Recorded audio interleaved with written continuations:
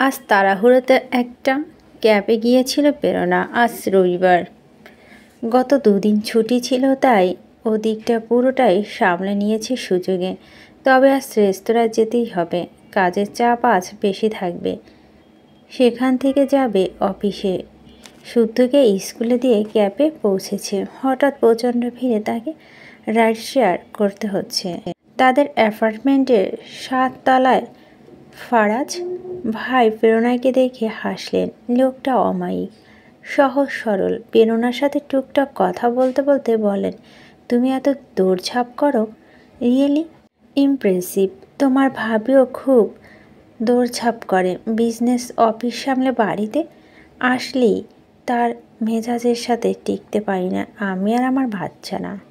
ওরকম একটু স্ট্রেট আমিও থাকি। প্রেরণা হেসে জবাব দিল। ফারাজ সরল হাসি হেসে বলে, অথচ আমরা পুরুষেরা বাইরে থেকে কাজ করে এসে একটু মেজাজ দেখালে তোমরা নারীরা কত অভিযোগ করো। কি বোঝা যায় বাইরের দুনিয়াটা কেমন, কতটা স্ট্রেস নিতে হয় বোঝা যায়। লোকটার কথাটা বলেছে মনখোলাভাবে, সহজ সরল লোক ভীষণ। তবুও প্রেরণার মুখে হাসি মিলিয়ে গেল। জানালার বাইরে দৃষ্টি দিয়ে একটা দীর্ঘশ্বাস ফেলে অস্ফুটে বলো, জি বোঝা যায়। তার থেকে ভালো কে বোঝে। আর নিজের জন্য একটু মি টাইম নেই, একটু ছুটি ছাটা নেই। প্রেরণাও ইচ্ছে করে একটু ফুরফুরে মেজাজে থাকতে। কখনো বিকেলে মনে চাইলে শাড়ি পল্লীতে গিয়ে দুটো শাড়ি কিনতে, একটু প্রতিবেশীতে ভাবিদের সাথে আড্ডা দিতে, একটু বই পড়তে, একটু গুছিয়ে বসে আচার খেতে। ইচ্ছে করে একটু বাথটাবে শরীর ভিজিয়ে ঘন্টার পর ঘন্টা বসে থাকতে, পপকর্ন নিয়ে বসে একটা মুভি দেখতে। এত ছুটতে যে তারও ভালো লাগে না। ক্যাব থেকে প্রেরণা নেমে পড়ল রেস্তোরাঁর সামনে। তার স্বাদে আহ্লাদে সাইনবোর্ডটা ঠিকঠাকভাবে সেট করা হয়নি এখনও। ইহান তাজওয়াবের ক্লাবের বড় সাইনবোর্ডটার পাশে কোনো মতে শিশু বাচ্চার মতো লাগছে 3D সাইনবোর্ডটা। এই ব্যাপারে একটু তাজওয়াব মির্জার সাথে অফিসিয়াল আলোচনা করা দরকার। রোজ তাদের দেখা হয়, আসতে যেতে মুখোমুখি হয়। ইহান চোখ তুলে চট করে এক পলক তাকিয়ে চোখ নামিয়ে নেয়। প্রেরণা সালাম দিলে সালামের জবাব দেয়। এখানে এভাবে কথা হয় দুজনের, এই বাড়তি কুটুম আলাপ হয় না। আজও প্রেরণা মুখোমুখি হলো ইহান। চট করে চোখ নামিয়ে নিজে সালাম দিল। প্রেরণা সালামের জবাব দিতে বলো, কোনো অসুবিধা হলে জানাবেন। জি বলছিলাম ওই সাইনবোর্ডটা ঠিক করে দেব, হ্যাস্কি স্বরে সংক্ষেপে উত্তর দিল। প্রেরণা আন্তরিক হেসে মাথা নেড়ে চলে যায়। ইহান রোজগারের মতো ঘাড় ঘুরে দেখে কি ভীষণ পরিশ্রমী গম্ভীর এক নারীকে। তার দুলতে থাকা বেনিতে তার নর্ম চলন, অথচ ধীর কদমে। ইহান দেখে তার সমুদ্র নীলকে, এক পরনারীকে। তরতর করে বুঝধার মন বেড়ে যায় খামখেয়ালি জেদ। কেমন হ্যাংলা লাগে নিজেকে ইহান তাজওয়ারের। সে তো এমন ছিল না। কাউকে ভালো লাগলেই যে সেটা নিয়ে এত ডুবতে হবে এই বয়সে, তা তার নেই। কি অদ্ভুত এই হ্যাংলামির রোগটা।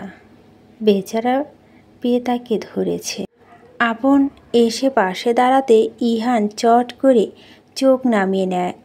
আপন বলে, ভাই এই আজকের এতিমখানার খাবার অর্ডারটা বাবুর্চি আপাকে দেব, মানে ওনার স্টাফদের।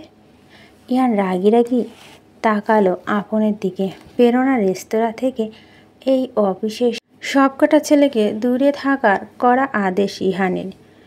আপন ঘাবড়ে গিয়ে বলল, ভাই রেস্তোরাঁ যাব না, অনলাইনে অর্ডার করব পাক্কা। ইহান কোনো জবাব না দিয়ে লম্বা কদমে বেরিয়ে পড়ল। আজ হাতে তেমন কাজ ছিল না, তবে বিশেষ একটা কাজ। ইহান বেরিয়ে পড়ল। সে আজ হোপে যাবে ইরফানকে আনতে। ভাইয়ের কথাটা ভেবে ইহানের মনটা ফুরফুরে লাগছে।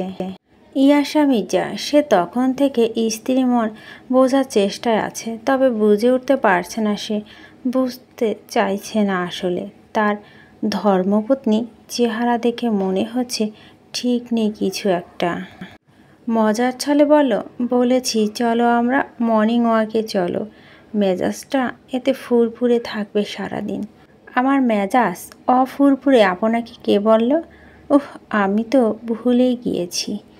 তুমি আলো, তোমার চেহারাই এমন। কপাল কুঁচকে আলো স্বামীর দিকে তাকায়। ইয়াসা মির্জা তার ভুবন ভোলানো হাসিতে স্ত্রী কাছে টেনে টুপ করে একটা গালে চুমু খেয়ে ফেলে, বলে চৌকি। আলো হেসে ফেলে। শামিন বলে, একদমই বদলাওনি তোমার রূপ, সেই পুরানো আলো। তবে মর্নিং ওয়াকে কর্নেলের ওয়াইফের সাথে এত হাসাহাসি করলেন যে আজ? শামিন অবাক হয়ে বলে, বুড়ো স্বামীর পিছনে গোয়েন্দা লাগিয়েছে শেষে। না, এই লজ্জা আমাকে শেষ করে দেবে। আমি এই মুখ নিয়ে নাতি নাতি মুখ কিভাবে দেখব? গোয়েন্দা না, সুচিত্রা বৌদি বললেন আমাকে। ভাবি জানেন, আপনার জনাবকে দেখলাম মিসেস তালুকদারের সাথে জুস খাচ্ছিল মর্নিং ওয়াকে। সে কি হাসি তাদের! শামিন কৈফিয়ত দেওয়ার মতো করে বলো, মেয়ে বিয়ে ব্যাপারে টুকটাক চাইলো। আর হ্যাঁ, তোমার ওই সুচিত্রা বৌদিকেও বলে দিও, আমিও দেখি রোজ তার উত্তম কুমারের সাবিত্রী চ্যাটার্জি নিয়ে কফি খায় গ্রিন পার্কে। আলো হাঁ করে যায়, বলে, আপনারা পুরুষেরা কেউ কারো থেকে কম না। Same to you. একজন গোয়েন্দা হয়েছ। আলো হেসে শামিনের কোট এগিয়ে দিয়ে বলে, এত না বকে, রেডি হন, সময় নেই হাতে। ইসমামের চুপচাপ ঘরে বসে ম্যাগাজিন পড়তে দেখে পরি বিরক্ত হয়। ইসমাম স্ত্রী বিরক্ত অনুধাবন করে ও নড়চড় করেন না, রিক্লাইন চেয়ারে ঢেসে বসে আছে। পরি এবার মেজাজ দেখিয়ে বলো, বাড়াবাড়ি, ভীষণ বাড়াবাড়ি, আপনি উঠবেন? আরে তোমরা যাও না, দু জায়ের জন্য স্যুট নেবে, এতে এত দল বেঁধে যাওয়ার কী আছে? তাছাড়া ভাইয়া তো যাচ্ছে, যাও। দিদি বিরক্ত পড়ে রীতিমতোই খেপে যায়, চেঁচিয়ে বলে, ভাইয়া ভাবি নিজেদের জামাইয়ের স্যুট নিতে যাচ্ছে, আপনার কি একটু আগ্রহ নেই নিজের মেয়ে জামাইয়ের জন্য? এখন এত ঢং করছেন, মেয়েটা কিন্তু ওর কাছে থাকবে আজীবন। কি আশ্চর্য! এই বিয়ে নিয়ে তো আমার অমত নেই। আর যে যা চায় তাই করো, টাকা আমি খরচ করছি তো, আমাকে এখন একটু দূরে রাখো। স্বামীর কথা শুনে মুখটা শুকনো হয়ে পড়ি বসে থাকে। ইসমাম কিছুক্ষণ স্ত্রীকে দেখে চুপ হয়ে উঠে দাঁড়ায়। এত বছরও এই ইসমামের মানানো বাচ্চামো ধরনের যে যায়নি। কি অদ্ভুত এই নারী চরিত্রগুলো! গোটা একটা সংসার সামলে ঠিক জায়গা বুঝে ঢল পরে আহ্লাদ দিতে হয়। আশ্চর্য! উঠে এসে স্ত্রীর মাথা হাত বুলিয়ে দিয়ে ইসমাম বলল, চলো আজ তারা মানে এই বাড়ির বড়রা তাদের দু জামাইকে নিয়ে জামাইদের জন্য কমপ্লিট ফর্মাল স্যুট নিতে যাবে। তবে মেয়েরা যাবে না। আজ শ্বশুর শাশুড়ি, আজ জামাইদের দিন। মারিয়া আর সোফিয়া বাচ্চাদের নিয়ে একদিনের জন্য আতর আলমের বাড়িতে গিয়েছে। তালাবদ্ধ হয়ে পড়ে আছে বাড়িটা। বাচ্চাদেরও তো পিতৃভূমি দেখানোর প্রয়োজন। ঋতু চুপচাপ নিজের ঘরে ছিল, উদাস মনে জানালা কাছে দাঁড়িয়েছিল। এই এত উৎসবে ঋতুর মনে দিতে পারে না, তার বুকটা শুধু হাহাকার করে। আজই বাড়িতে উৎসব দৃশ্যটা অন্যরকম হতে পারত, সম্পূর্ণ অন্যরকম। এইসব কিছু না ঘটলেও ছেলেটা তার বোনদের বিয়েতে কি না কি করত। এই নিস্তব্ধ বাড়িটা মাতিয়ে রাখতে ওই বদরাগী চঞ্চল ছেলেটা একাই যথেষ্ট ছিল। ইলহাম মির্জা তখন অফিসে ছিলেন। স্বামী ঋতুকে ডাকছিল। ভাসুরের ডাকে কর্ণগোচর হতেই ঋতু ঘর থেকে বের হয়। ঋতুকে দেখে স্বামী অবাক হয়ে ঋতুর দিকে তাকিয়ে বলে, তুমি যাবে না আমাদের সাথে? আরে এমন সুযোগ আর হবে ঋতু? বিয়ে উতরে গেলে আমরা বুড়োরা সবাই ব্যস্ত হয়ে পড়ব ঋতু। ইলহামকেও ডেকে নেব, চলো। ঋতু চুপচাপ মাথা নিচু করে দাঁড়িয়ে আছে। স্বামী তাকে কিছুক্ষণ দেখে বলে, ছেলেটা আসছে ঋতু, এখন সহজ হও। ভাইয়া, মা হিসেবে ন্যায় অন্যায়ের মাঝে প্রশ্নবিদ্ধ হতে হয়েছে আমাকে। আমি ব্যর্থ মা, কিন্তু ব্যর্থতা কোথায় ছিল? আলো বলে ওঠে, ব্যর্থ আমরা সবাই। ঋতু একটা অদৃশ্য মনস্তাত্ত্বিক দূরত্ব যেটা বাচ্চাদের সাথে আমরা কখনই কমাতে পারিনি। আমরা সবাই ব্যর্থ, তাই বলি সন্তানদের ভালো তো শেষ নিঃশ্বাসের আগেও চাই। তুমিও চাও? অযথা কষ্ট দিচ্ছ নিজেকে? স্বামীন বলো, শুদ্ধ কে ঋতু? আমাকে বলো, শুদ্ধ কে? শুদ্ধ কেবল মানুষ মৃত্যুর পর হয়। ঋতু চুপচাপ করে দাঁড়িয়ে আছে। স্বামী নর্ম গলায় বলে, আমার বুড়ো হচ্ছে ঋতু, ওদের বাকি জীবনটা পড়ে আছে। হাল ছাড়লে হবে না। বাবা মায়েরা হাল ছাড়তে পারে না। যা হয়েছে হয়েছে, চেষ্টা করো সবটা ঠিক করার। বাচ্চাগুলো যেন অসম্ভব ভালো থাকে। অভিভাবক হিসাবে নিজেদের ব্যর্থতার গ্লানি যেন ওদের নিয়ে গর্বে পরিণত হয়। একটু থেমে স্বামী ঋতুর মাথায় হাত বুলিয়ে দিয়ে বলে, ছেলেটা আসছে, 3 দিন থেকে চলে যাবে। ও একজন অপরাধী, ও জানে সেটা। তবে সেটা ওর মায়ের চোখে এভাবে দেখাতে থাকলে ও তো শুদ্ধ হওয়া আগ্রহ হারিয়ে ফেলবে। প্লিজ সহজ হও ঋতু। কর্তৃপক্ষে ইহানকে নিয়ে সমস্ত ফর্মালিটিজের কাগজে স্বাক্ষর করিয়ে ওয়ার্ডেনকে বলল ইরফান মির্জাকে গিয়ে খবর দিতে। আধা ঘন্টা অপেক্ষার পর সেই মাহেন্দ্রক্ষণ এলো। চোখের সামনে কেমন সরল দেখতে ছেলেটাকে দেখে ইহান তড়াক করে লাফিয়ে উঠে দাঁড়ালো। একটা সাদা ট্রাউজার এবং বাদামি ফুল স্লিভ টি শার্ট পরিহিত ইরফান মির্জা নিমেষ দেখল ভাইকে। এক কদম এগুলো ধীরে, তারপর আরও 2 কদম। হাঁ করে দেখছিল দাদানকে। সে কিছুই জানে না, তাকে কেউ বলেনি। ইহান ম্লান হেসে তা হাত বাড়িয়ে দিয়ে ভাইকে বলল, 3 দিনের ছুটি, বোনদের বিয়েতে যাবি না? হাইওয়ে পুরোটা ফাঁকা, একটা গাড়িও নেই এই ভর দুপুরে। ইহান গতানুগতিক স্পিডটা আজ বাড়িয়ে দিল। কেমন ভীষণ তাড়া ঠেকছে তার ভিতর থেকে। গাড়ির জানালা বাইরে মাথা বের করে লম্বা একটা শ্বাস ফেলল ইরফান মির্জা। পরপর বুক ভরা শ্বাস নিল সে। 2 চোখ বন্ধ করে মাথা সরিয়ে সিটে হেলান দিল। একটা বদ্ধ এরিয়ায় এই বাতাসটাকে যে ভীষণ মিস করেছে, ভীষণ। ইহান ড্রাইভিং সিটে বসে তেষ্টা নজরে ভাইকে দেখছে। মিটিমিটি হাসছে সে। গাড়িতে মৃদু মিউজিক চলছে। ইরফান সুরের তালে তালে মাথা দুলিয়ে প্রথম যে কথাটা বলল সেটা হলো, বাড়িতে গিয়ে আমি মাম্মার হাতে রান্না দিয়ে 7 প্লেট ভাত খাবো দাদান, আই শিওর। শেহুকে কল দিয়েছিলে আপু? আসছে। শান্ত বাবা দিয়ে চলে যাবে। প্রোগ্রামের দিন আসবে শান্ত বাবা। 2 বোনের এক বাটি চিপস নিয়ে বসেছে ভর দুপুরে। ইনা এসে গুটিসুটি মেরে ইনশিয়ার কোলে মাথা রেখে শুয়ে পড়ে। বলে, শেহুটা কেমন হয়ে গিয়েছে আপু? পড়াশোনার চাপ, চিন্তার কিছু নেই, আমাদের রোজ কথা হয়। বোনের মাথা হাত বুলিয়ে দিয়ে বলে ইনশিয়াহ। ইনা উঠে বসলো। হঠাৎ করে একটা কথা মনে পড়ল তার। খুব ভয় ভয় বলল, আপু একটা কথা জিজ্ঞেস করি? কর। আচ্ছা আপু, আমি রিলেশনের 15 দিনের মাথায় কেস খেয়ে গেলাম, আর তুমি 6 বছর ধরে শহরে পালিয়ে পালিয়ে প্রেম করলে। এত সহজে ধরা গেল না তোমাকে কেন বলো তো?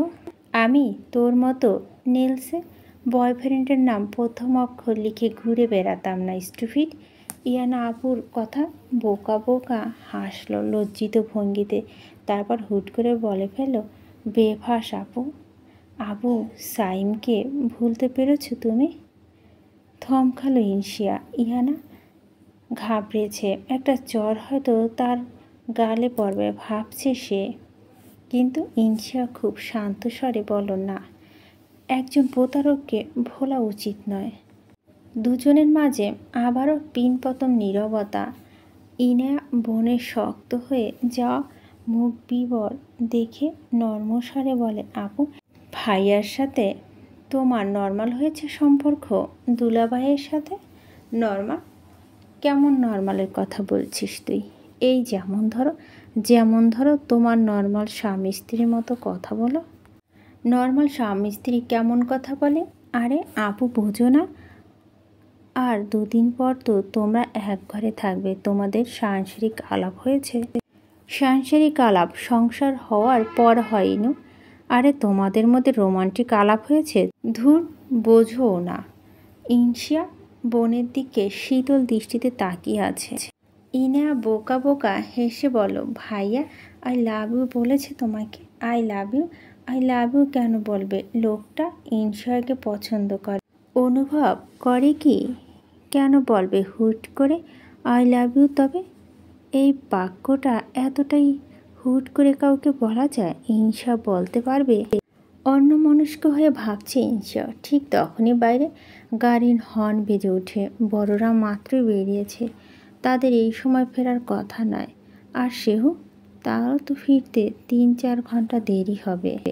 দু বোন দুজন দুজনের দিকে বড় বড় কয়েক পলক তাকিয়ে থেকে একসাথে এক প্রকার চেঁচিয়ে বলে ওঠে ইরফান মির্জা। ঘর থেকে ছুটতে ছুটতে বেরোলো ওরা।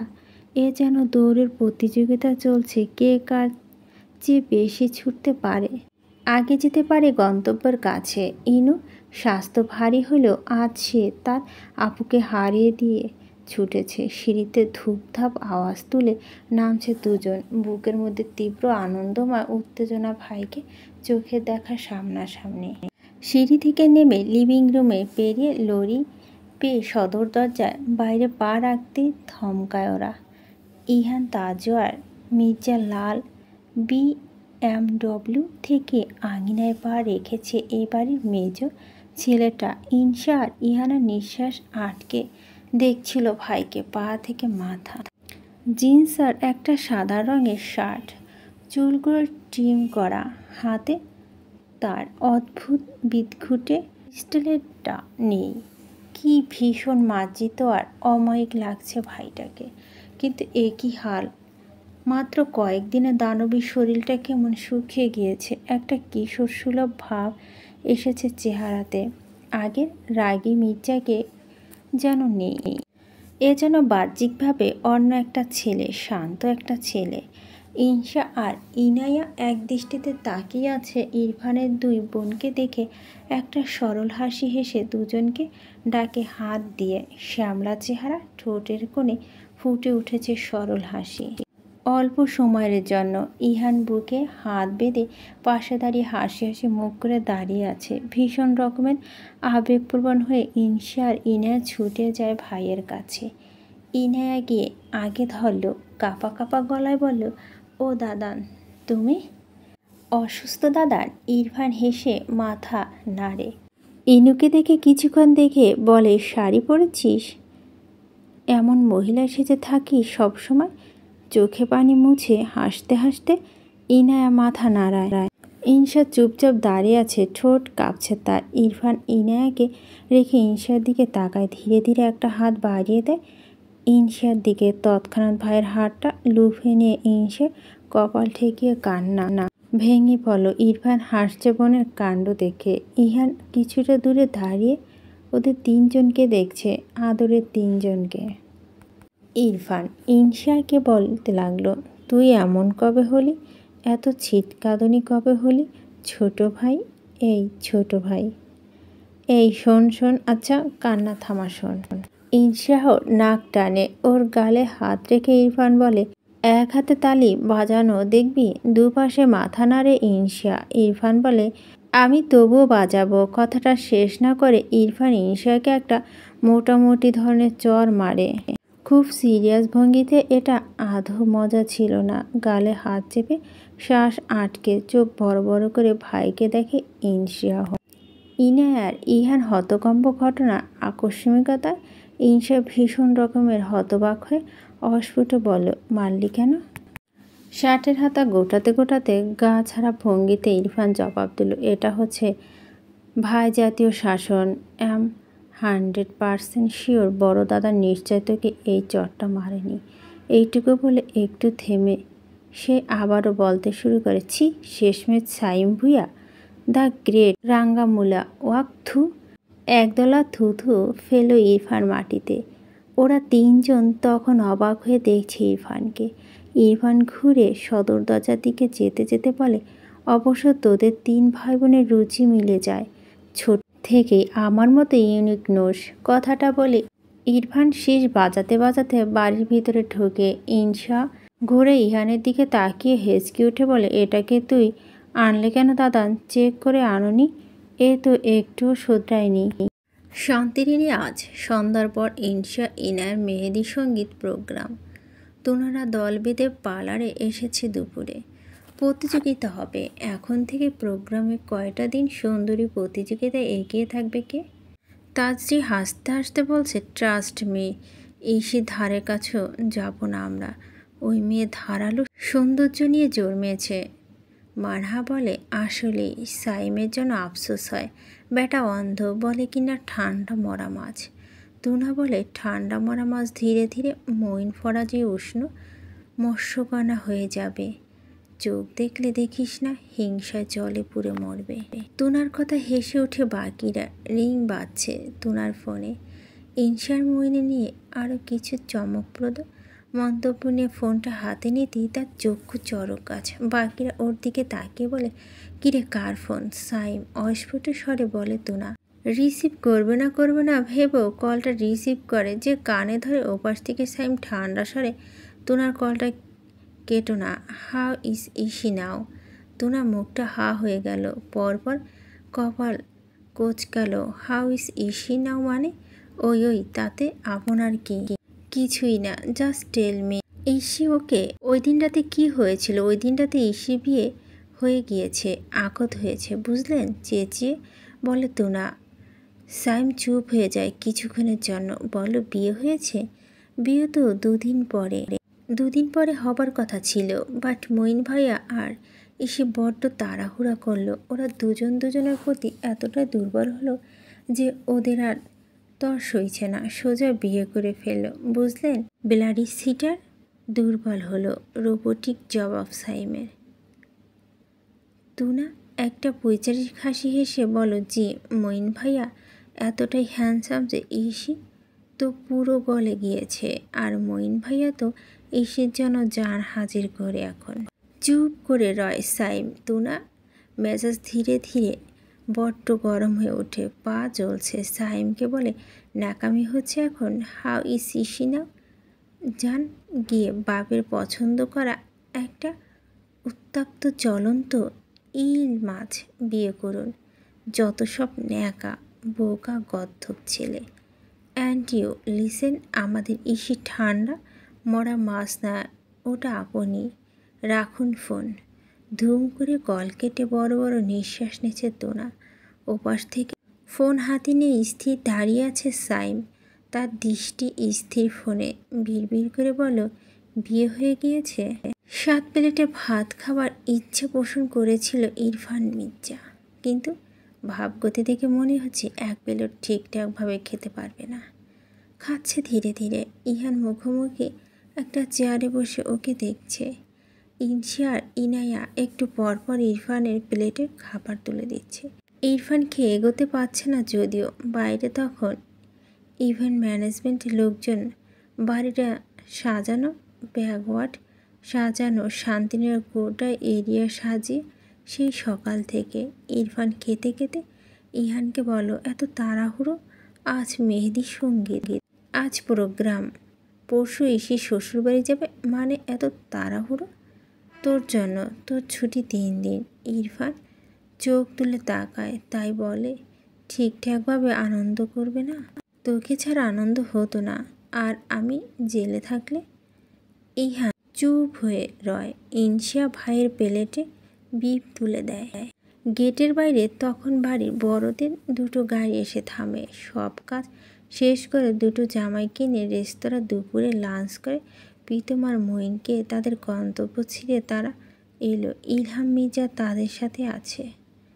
গাড়ি থেকে নামানো সবাই হাসতে হাসতে, বেশ ফুরফুরে মেজাজে সবাই। কতদিন পরে একটু ঘোরাঘুরি করেছে এভাবে 3 ভাই তাদের বউ নিয়ে। তবে হাসাহাসি হচ্ছিল অন্য একটা ব্যাপার নিয়ে, 2 জামাইয়ের কাণ্ড নিয়ে। বাড়ির বড়রা দর্শকের মতো বসেছিল। রেস্তোরাঁর বিল পে করা নিয়ে বাড়ির নতুন 2 জামাইয়ের মধ্যে রীতিমতো হাতাহাতি লেগে গিয়েছিল, কেউ কারো থেকে কম না। মইন বলেছে, বিলটা আমি দিচ্ছি, প্রীতম বলছে, না ভাইয়া আমি দিচ্ছি। মুরব্বীরা চেয়ে চেয়ে দেখছিল তাদের। শামিন উঠে দাঁড়িয়ে একটা সুরাহা করছিল। অবশেষে দুজনকে অর্ধেক অর্ধেক বিল পে করার সাজেশন দিয়েছিল। আজ জামাইরা শ্বশুর শাশুড়িদের ট্রিট দিয়েছিল। জামাইদের নিয়ে আলোচনা করতে করতে তারা সদর দরজার দিকে এগিয়ে যায়। ফোর্সের ডান পাশে ইহান গাড়িটা রাখা। সবাই থমকে দাঁড়িয়ে পরে সেখানে মুখ চাওয়াচাই করে একজন আরেকজনের সাথে। ইহান তো রাতে ফেরার কথা ছিল। ঋতুর বুকটা কেমন করে ওঠে। কয়েক পল গাড়িটা দেখে ছুটতে ছুটতে ভিতরে যায় ভদ্রমহিলা। মঈনকে তার কটেজের সামনে লিফট দিয়ে গিয়েছিল তার শ্বশুর শাশুড়িরা। আজ নিয়ে সামনে 3 দিন তার ছুটি। কটেজের গেটের বাইরে বিশালাকার একটা ট্রাক দাঁড়িয়ে আছে। মই নববধূর আগমনে উপেক্ষায় কিছু ফার্নিচার অর্ডার করেছিল সে। তার মধ্যে রয়েছে একটা বিশালাকার ড্রেসিং টেবিল। বাড়ির মধ্যে বধূর জন্য একটা ছোটোখাটো সেলা বানিয়ে দেবে সে। কিছু কাবারও অর্ডার করেছিল। আর সেই ছিল হোম ডেকোরেশনের সামগ্রী। সে ছিল ব্যাচেলার, এক ছন্নছাড়া মানুষ। অতি প্রয়োজনীয় কিছু জিনিস ব্যতীত তেমন কিছু কেনার আগ্রহ পায়নি কখনো। এখন পাচ্ছে। গোটা দারোয়ান মঈনকে দেখে সালাম দিল। মঈন এগিয়ে গেল। দারোয়ানের হাতে একটা বিশাল ফ্লাওয়ার বুকে দেখে জিজ্ঞেস সূচক দৃষ্টিতে তাকিয়ে সে। দারোয়ান বলল, স্যার, এটা এক লোক এসে দিল। আপনার বিবাহিত জীবনে শুভ কামনা জানিয়েছে। মঈন গম্ভীর হয়ে বলল, কোন লোক? আপনার আমাকে না জানিয়ে নিলেন কেন? দারোয়ান আমতা আমতা করে বলল, সরি স্যার, লিকত চৌধুরী লোক পাঠিয়েছে। ওনাদের বুকে ফিরিয়ে দেওয়ার সাহস ছিল না। আপনাকে ফোন পায়নি কেয়ারটেকার।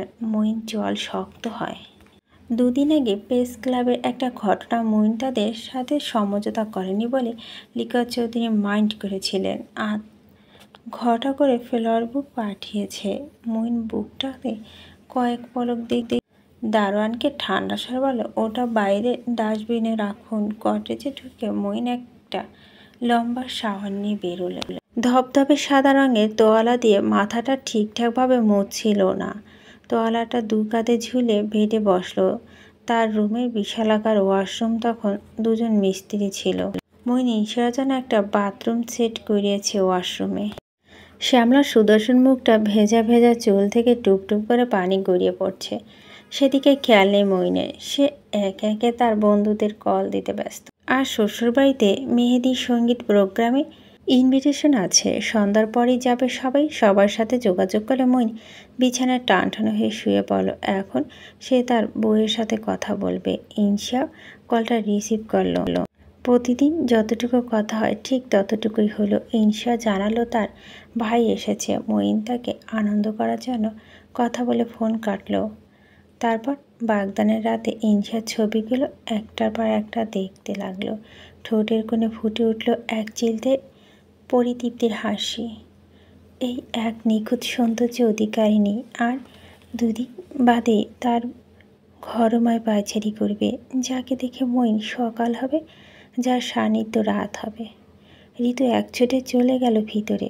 বাকিরা তার পিছন পিছন ছুটতে ছুটতে ঋতু ডাইনিং টেবিলের নিকট গিয়ে দাঁড়ালো। ইরফান খাওয়া থামিয়ে মাথা তুলতে চোখাচোখি হলো মার সাথে।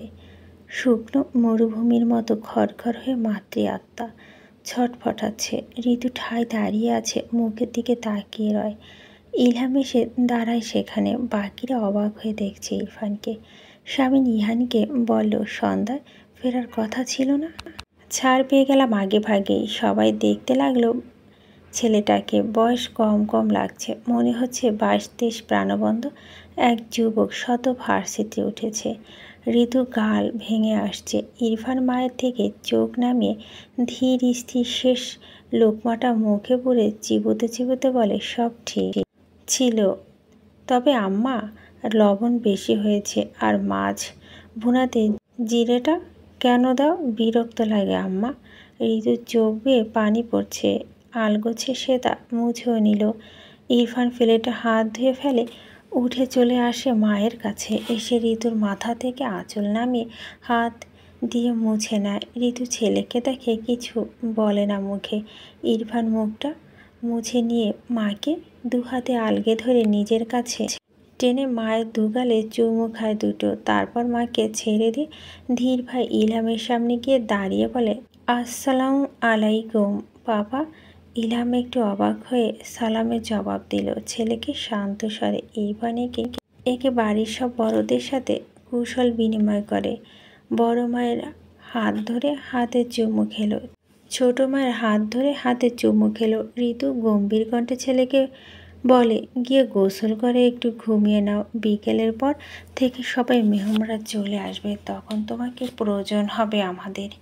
ইরফান ভদ্রভাবে মাথা নাড়ে বলে, জি। ধীর স্থির হেঁটে সিঁড়ি কাজটা যা ইরফান ভীষণ কৌতূহলী হয়ে ওকে দেখছিল। ইনশা অস্ফুট পাশে দাঁড়ালো। ইহানকে বলে, একটু আগে না কত বাদরামি করলো, এখন ভোলটা পাল্টে কি নিষ্পাপ সেজে দেখছ বড়দের সামনে। একটা আস্ত গিটগিটি। ইহান শুধু দেখে সবাইকে। বাইরে ইভেন্ট ম্যানেজমেন্টের লোকজন কথা আওয়াজ হচ্ছে। শামিন একটা লম্বা শ্বাস ফেলে সবার দিকে তাকিয়ে বলে, সবাই সন্ধ্যার পর অনুষ্ঠানের জন্য তৈরি হও, দুবারই যোগাযোগ করো। আমি আর ইলহাম উপরে যাচ্ছি, আমাদের হিসেব নিয়ে বসতে হবে। দীর্ঘ দেশমার পর নিজের ঘরটা পা রাখলো ইরফান। কেমন যেন অদ্ভুত অনুভূতি হচ্ছে তার। ঘরে ঢুকে এক লাফে বিছানায় শুয়ে পড়ল সে। এসিতে পাওয়ার বাড়িয়ে বিছানায় কিছুক্ষণ গড়াগড়ি করলো, তারপর উঠে নিজের ঘরটা খুঁটিয়ে খুঁটিয়ে দেখতে লাগলো। সব কিছু নিজের জায়গা থেকে 1 ইঞ্চি এদিক সেদিক হয়নি। কাবার থেকে একটা তোয়ালো, একটা 3/4 প্যান্ট বের করে না ইরফান গোসল করবে বলে পরপর নিজের হাতের দিকে তাকিয়ে 3/4 প্যান্টটা রেখে একটা ফুল ট্রাউজার বের করে সে। দীর্ঘ সময় গোসল শেষে বেরিয়ে এসে দেখে বড় বাবা তার বিছানায় চুপচাপ বসে আছে। ইরফান জিজ্ঞাসা দৃষ্টিতে তাকায় শামিনের দিকে। শামিন রাশভারী গলায় বলে, বসো। ইরফান বড় বাবা থেকে অনেকটা দূরত্ব বজায় রেখে সামনাসামনি বসে তোয়ালা দিয়ে মাথা মুছতে লাগলো। শামিন ওকে দেখতে দেখতে বলে, ও বাড়ি মানে? ইনু শ্বশুরবাড়ির লোক আসবে সবাই। ইরফান মাথা তুলে বড় বাবার দিকে চায়।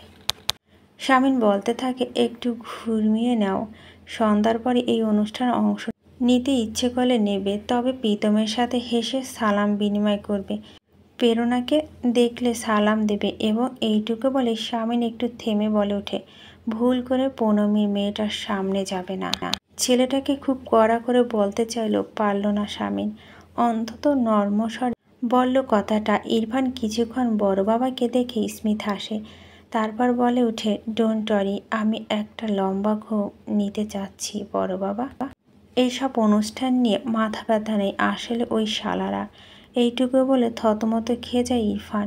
শামিন তাকিয়ে আছে।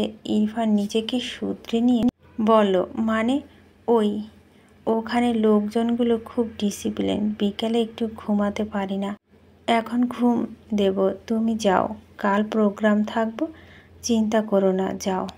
শামিন চুপচাপ উঠে চলে যায়। ইরফান সত্যি সত্যি বিছানায় গা এলিয়ে দিয়ে দু চোখ বুজে থাকে।